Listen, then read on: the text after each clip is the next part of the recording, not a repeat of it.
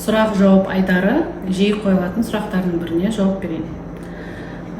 Ерлі зайыптылар репродуктолог дәрігерге қашан қаралуы қажет?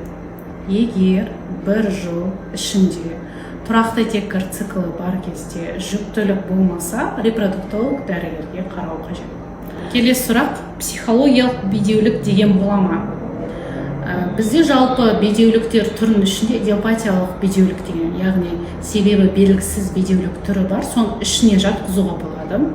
Себебі психология, яғни стресс, депрессияның әсерінен овуляцияның болмауы, ұрықтардың сапасының төмендеуі мүмкін, және сол бедеулікке әкелуі мүмкін. Эко деген не?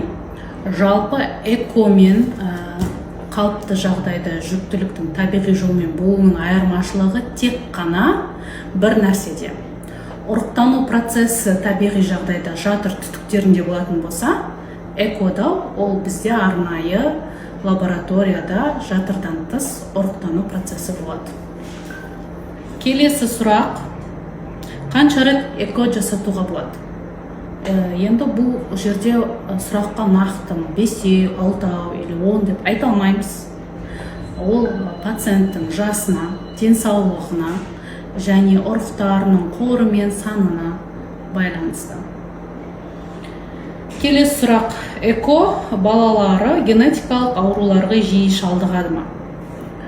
Керісінше, эко бағдарламасында біз генетикалық дені сау эмбрионды жатырға салу арқылы дені сау баланы дүниеге алып келе аламыз. Егер сіздерде бұдан да басқа сұрақтарыңыз бар болса, комментарийға жазып кетіңіздер. Келесі сұрақ жауап айдарында толығырақ талқылайтын боламыз. Кездескенше.